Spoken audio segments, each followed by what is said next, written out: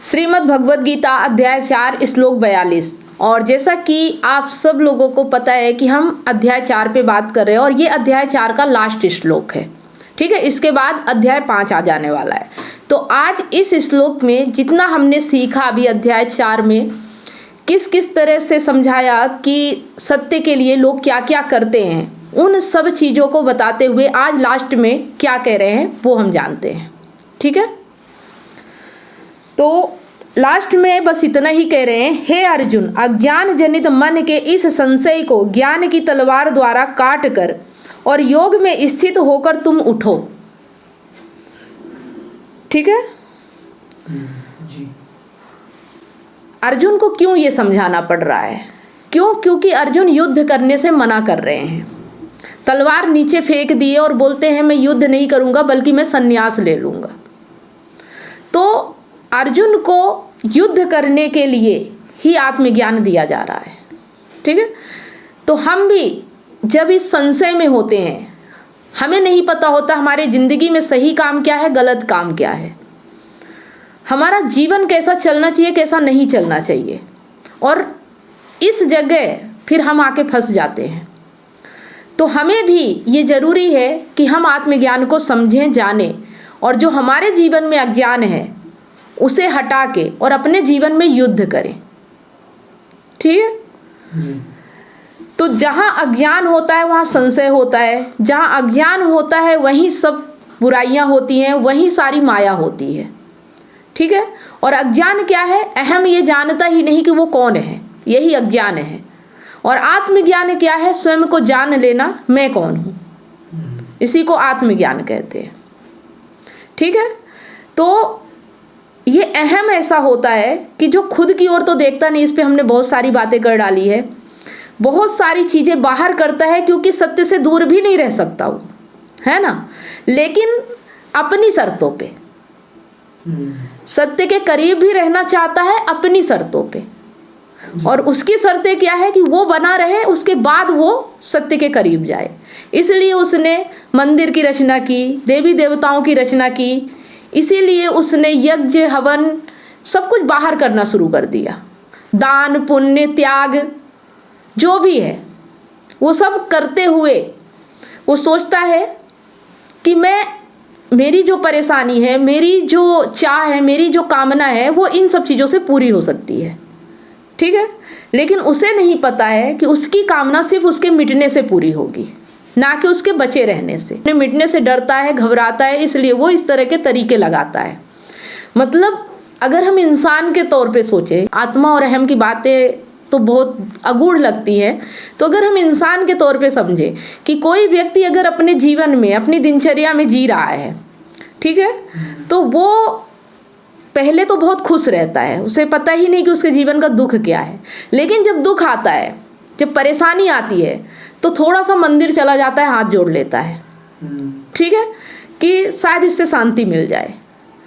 गीता के पास नहीं आता कि मिट न जाए, इसलिए वो गीता की बातें जो 36 तरीके से बताई गई हैं उनको वो अमल करने की सोचने लगता है। नैतिकता, नीति, जो नैतिकता होती है, जो सामाजिकता होती है, इन चीज़ों को वो स्वीकार कर लेता है ताकि वो थोड़ा सा अपने आप को बचा सके, कष्ट को मिटा सके।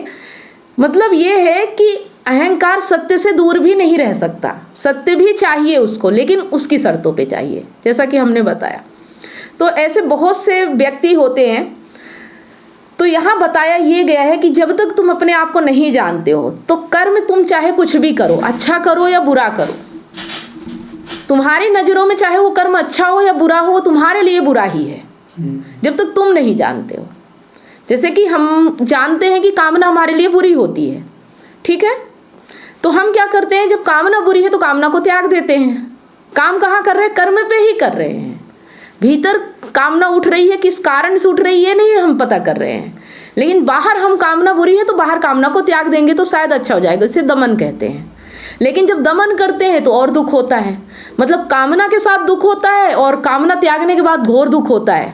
तो फिर हम क्या करते हैं कि फिर कामना की ओर वापस लौट आते हैं कि चलो घोर दुख से दुख ही अच्छा है।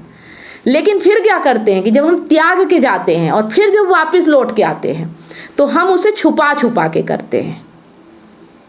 इसे ढोंग कहते हैं। फिर हम खुल के भी नहीं कर पाते। जैसे जब हमें पता नहीं होता ना कि कामना बुरी है या अच्छी है, तो हम खुल के कामना के पास जाते हैं, किसी से डरते नहीं है, छुपाते नहीं है। लेकिन अगर हमें ये धार्मिकता, ये नैतिकता बता दिया गया है कि कामना ही बुरी है, तो फिर हम धर्म का मतलब क्या समझते हैं? कामना को त्याग दो। ठीक है। अब जब हम धार्मिक हो गए, हमारा नाम धार्मिक हो गया, तो अब हम कामना के पास कैसे आ सकते हैं? तो फिर हम ढोंग करते हैं, है ना। लेकिन हम असलियत तक नहीं पहुंचते, हम तथ्य को नहीं समझते। बिना जाने, बिना समझे, बिना अपने आप को जाने अगर तुम बाहर कुछ भी करोगे, सब तुम्हारे दुख का कारण है। चाहे पकड़ो चाहे छोड़ो, है ना। कुछ लोगों को पता चल जाता है कि इस काम को करने से ये है, तो ये काम करना शुरू कर देते हैं। अरे तुम जो भी कर रहे हो, अगर बिना अपने आप को जाने कर रहे हो, तो तुम्हारे लिए सब बुरा ही बुरा है। ठीक है। अब जैसे कि अगर हम बात करें कि बिना अपने शरीर को जाने हम ये तय करें कि क्या हमारे लिए अच्छा है, क्या बुरा है, कौन सा खाना खाना चाहिए, कौन सी डाइट हमारे लिए, कौन सी नहीं है, सबके लिए जो है वही मेरे लिए भी हो, ये जरूरी नहीं है। और हम क्या करते हैं? बिना अपने आप को जाने हम कुछ भी फॉलो करने लगते हैं। फिर वही चीज़ जो जिसके लिए फ़ायदेमंद होती है, वही हमारे लिए नुकसानदायक हो जाती है। तो मतलब इस दुनिया में जो कुछ भी है वो हमारे लिए क्या है, और वो तभी होगा जब हम अपने आप को जानेंगे हम कौन है। जब तक हम अपने आप को अपने अंदर भीतर नहीं देखेंगे, तब तक हम बाहर चाहे कुछ भी कर लें, चाहे सही ही क्यों ना कर लें, वो भी हमारे लिए गलत ही है, वो भी हमारे लिए बुरा ही है। ठीक है जी। और आत्मज्ञान का मतलब है अपने आप को जानना। अपने आप को जानने का मतलब है कि जो तुम्हारे भीतर, जैसे भी तुम हो, अच्छे हो या बुरे हो, उस चीज को समझो। और अगर तुम्हें लगता है कि तुम बुरे हो, लेकिन नैतिकता ने तुम्हें बता दिया है कि अच्छा काम ये होता है, तो तुम अब क्या करोगे कि अपने आप को अंदर से बुरा समझोगे और बाहर तुम एक चोला ओढ़ लोगे और नैतिकता का ढोंग करने लगोगे। तुम अच्छी अच्छी मीठी मीठी बातें करने लगोगे, लेकिन तुम तो हो बुरे इंसान अंदर से। तुम किसी के मुंह पे गलत बोलना चाह रहे हो, तुम उसे गाली देना चाह रहे हो, लेकिन अब नैतिकता बस तुम अपने मन को दबाओगे और तुम उसके सामने मीठी मीठी बातें करोगे। तो कहने का मतलब है, आत्मज्ञान का मतलब है तुम जो हो उसे स्वीकार करो। और जब तुम स्वीकार करते हो कि तुम भीतर जो हो वही अगर तुम बाहर कर लेते हो, तो तुम्हारे लिए शुभ होता है। दबा गए, नैतिकता सामाजिकता में दब गए, वो तुम्हारे लिए बुरी परिस्थिति होती है। ठीक है। जो मन में आ रहा है, अच्छी या बुरी बातें जो भी मन में आ रही है, उसे जीने की हिम्मत रखो। और अगर जी नहीं सकते हो तो फिर उसे अंदर से हटाने की कोशिश करो। बाहर मुखौटा ओढ़ने की ज़रूरत नहीं है।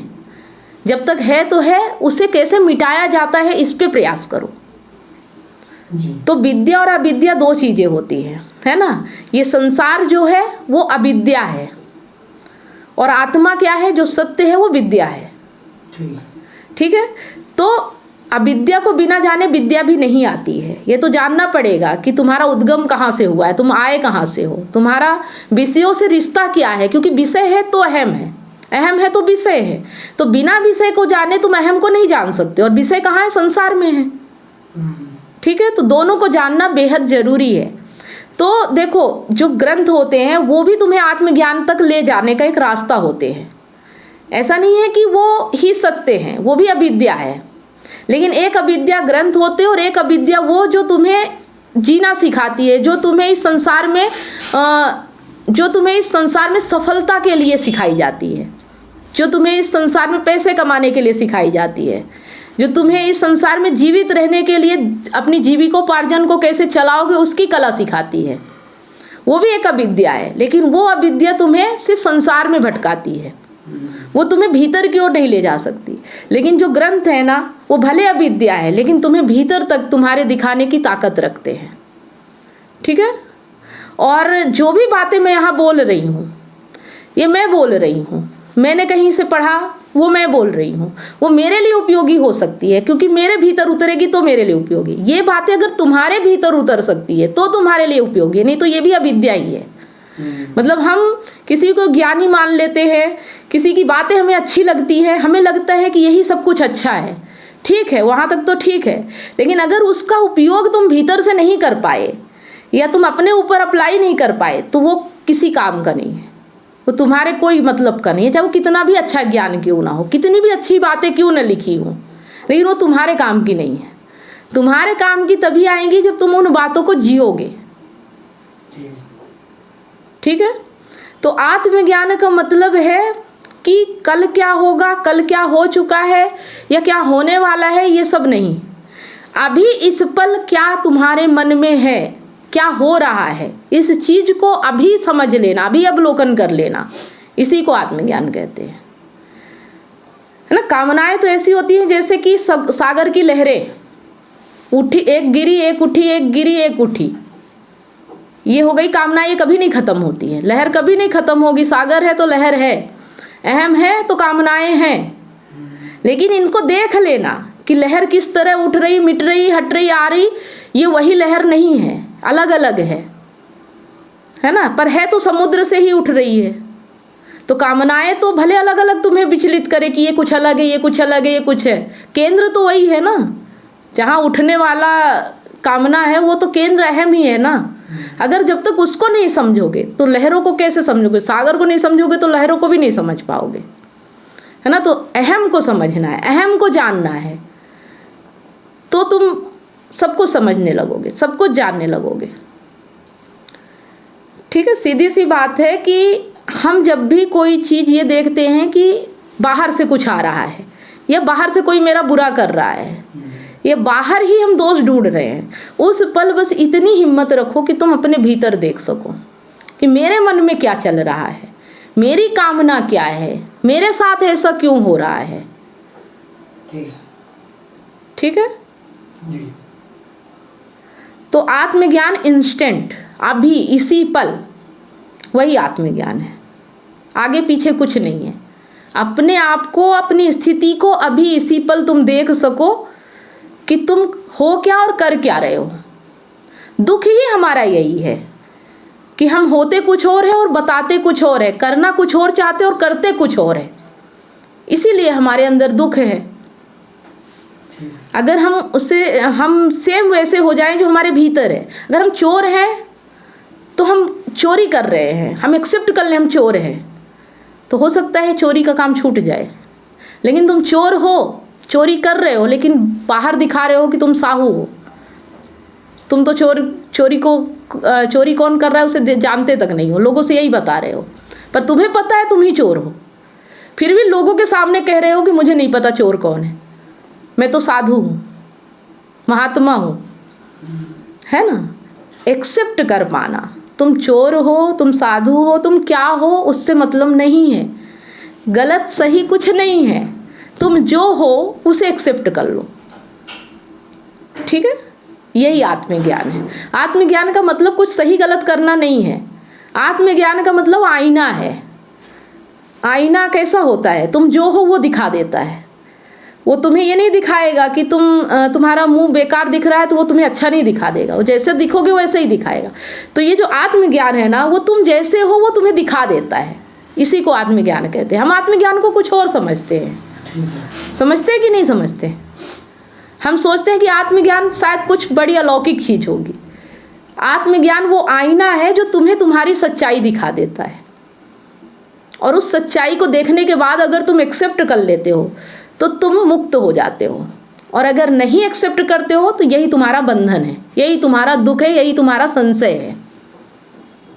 ठीक है। और जानने मात्र से चीजें हमारी हट जाती हैं। अक्सर हमने देखा होगा, हमें कुछ चीज पता नहीं होती तो हमें पता करते ही हम उस चीज से मुक्त हो जाते हैं, है ना। तो मात्र जान लेने से कि हम कौन हैं, हम मुक्त हो जाते हैं। सीधा सिंपल आत्मज्ञान की परिभाषा है। और इसी बात को गीता में कृष्ण कई तरह से समझा रहे हैं। जितनी तुम्हारी विधियां हैं, जितने तुम्हारे कर्म हैं, बिना आत्मज्ञान के सब बेकार हैं, तुम्हारे लिए किसी काम के नहीं है, है ना। तुम्हारा पूरा हाथ पैर शरीर सब बढ़िया है, स्वस्थ है, सब कुछ है, सब बनावट शरीर की पूरी है, लेकिन बिना प्राण के ये शरीर कुछ नहीं है। नहीं है ना। वैसे ही दुनिया की सारी विधियां, सारे कर्म बिना आत्मज्ञान के कोई मायने नहीं रखते।